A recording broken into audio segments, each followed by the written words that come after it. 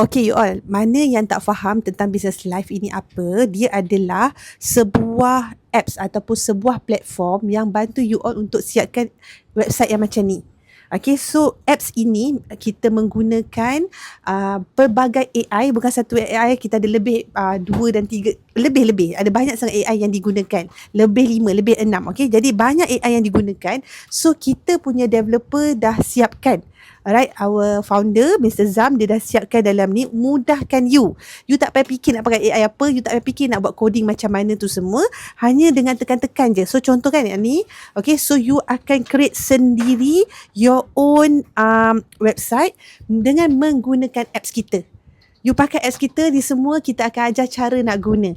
Okay, jadi dekat sini siapa yang tak pernah ada website, tak pernah tahu pasal nak kena domain ke, hosting ke, coding, HTML, everything tu, call to action, you tak tahu nak ni macam mana function ni semua ni button ni semua ni, alright, dan juga ada borang semua ni akan ready, siap terus dengan gunakan apps ni.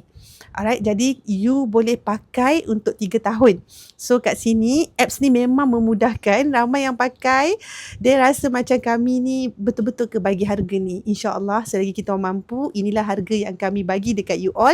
Kita pakai sama-sama, kita benefitkan sama-sama apps ini. Pakailah untuk mudahkan you all. Sama-sama kami juga usahawan, sama macam you all yang tengah berjuang. Kita manfaatkanlah ilmu yang kami ada ni untuk bantu semua orang juga ada website. So you all pakai 3 tahun ni dengan harga yang Alhamdulillah lah kan, insyaAllah mampu milik untuk semua orang.